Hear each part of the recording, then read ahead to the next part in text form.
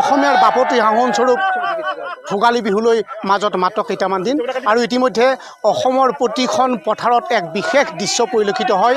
সেয়া হৈছে ভেলাঘৰ বা মেজিৰ বাবে কটা যি নৰা কটা ব্যৱস্থা।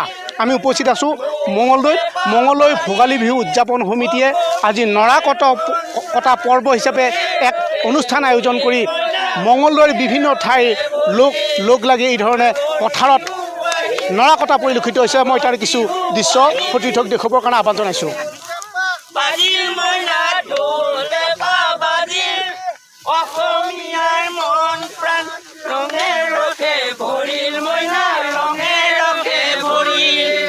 মাঘৰ বিহু আহিল মইনা মাঘৰ বিহু আহিল ঢোল পেঁপা বাজিল মইনা ঢোল পেঁপা বাজিল অসমীয়াৰ মন প্ৰাণ ৰঙে ৰখে ভৰিল মইনা ৰঙে ৰখে ভৰিল। হয়, আনন্দ উৎসাহেৰে এই ধৰণে পথাৰৰ মাজত ভেলাঘৰ তথা মেজিৰ কাৰণে নৰা কটা পৰিলক্ষিত হৈছে। মই এইখিনিতে এজন জ্যেষ্ঠ লোক পাইছোঁ আপোনাৰ পৰা যে মঙলদৈ ভোগালী বিহু উদযাপন সমিতিয়ে বিগত বছৰৰ দৰে এইবাৰো নিশ্চয় ভোগৰ উৎসৱ ভোগালী বিহু আয়োজন কৰিছে।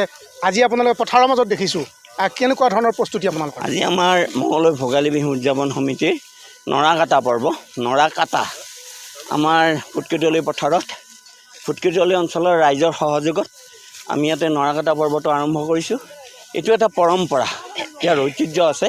এই পৰম্পৰাটো ৰক্ষা কৰি মঙলদৈ চহৰত আধুনিকতাৰ ধামখুমীয়াক উপেক্ষা কৰি আমি পুৰণা যিটো আমাৰ সংস্কৃতি ভেলাঘৰ বনোৱা, এই ভেলাঘৰ বনোৱা বা এই ভোগালী বিহু উদযাপন এই কাৰ্যসূচীটো ৰূপায়ণ কৰিবলৈ ওলাইছোঁ।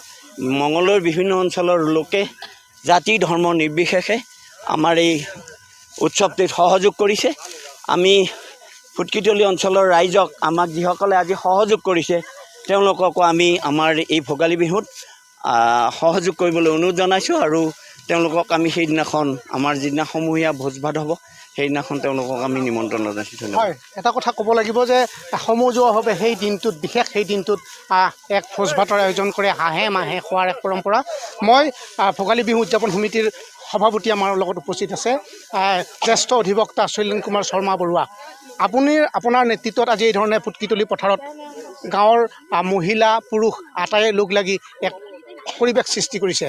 কেনেকুৱা ধৰণৰ কাৰ্যসূচী আপোনালোকে আগত ৰাখিছে?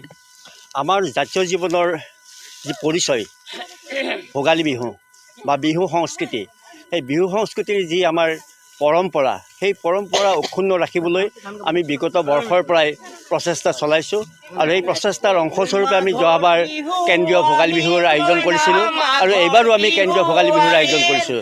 কিন্তু কেৱল ভোগালী বিহু এটা উৎসৱ হিচাপে পালন নকৰি আমি অসমীয়া পৰম্পৰা সভ্যতা সংস্কৃতিৰ প্ৰতি লক্ষ্য ৰাখি মেজিঘৰ নিৰ্মাণৰ কাৰণে ভেলাঘৰ নিৰ্মাণৰ কাৰণে যি নৰাৰ প্ৰয়োজন, সেই নৰা কটাও যে এটা উৎসৱ আৰু সেই উৎসৱ যে আগতে প্ৰচলিত আছিল অসমীয়া জাতীয় জীৱনত, সেই আমি পৰম্পৰাক পুনৰবাৰ প্ৰতিষ্ঠা কৰিবলৈ বিচাৰিছোঁ যাতে আমাৰ অসমীয়া পৰম্পৰা অটুট থাকে। হয়, এটা কথা ক'ব লাগিব যে অসমৰ বিভিন্ন পৰম্পৰা আছে, বিশেষকৈ দৰং জিলাৰ যি দৰঙী কলাকৃষ্টি, এই দৰঙী কলাকৃষ্টিৰ এক অন্যতম এয়া হৈছে ভেলাঘৰ। আৰু এই ভেলাঘৰ প্ৰস্তুতৰ কাৰণে ভেলাঘৰ নিৰ্মাণৰ কাৰণে প্ৰয়োজনীয় যি নৰা, এই নৰা আজি এই ফুটকেটলি পথাৰত আহৰণ কৰি থকা আমি দেখিবলৈ পাইছোঁ। মই তাৰ কিছু দৃশ্য সতীৰ্থক দেখুৱাবৰ কাৰণে আহ্বান জনাইছোঁ। চাওক, ইতিমধ্যে গাভৰুসকলো এই কাৰ্যসূচীত অংশগ্ৰহণ কৰা পৰিলক্ষিত হৈছে।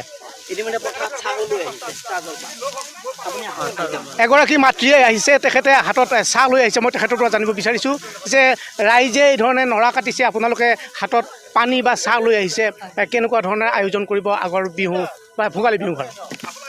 আমি ভোগালী বিহু আগৰ ফালে আহি আছে, এতিয়া বৰ্তমান আমাৰ আৰম্ভণিতে নৰাখিনি কাটিছোঁ, তাৰপিছতহে ভেলাঘৰ বনাম। সেয়েহে মই বোলো নৰাখিনি কাটি ৰাতিপুৱাতে আহিল, এতিয়া মই চাহ লৈ যাওঁ, তেওঁলোকৰ পিয়াহ লাগিছে, যাই জলপান অলপ দেৰিকৈ আনিম, সেইকাৰণে আহিছোঁ। হয়, এয়া হৈছে এক দৰঙী কৃষ্টি বা দৰঙী পৰম্পৰা। এই পৰম্পৰা অনুসৰি ভেলাঘৰৰ যি প্ৰয়োজনীয় নাৰা এই ধৰণে পথাৰত নৰা কটা পৰিলক্ষিত হৈছে। আসাম টক্স আপোচবিহীন অসম কণ্ঠ।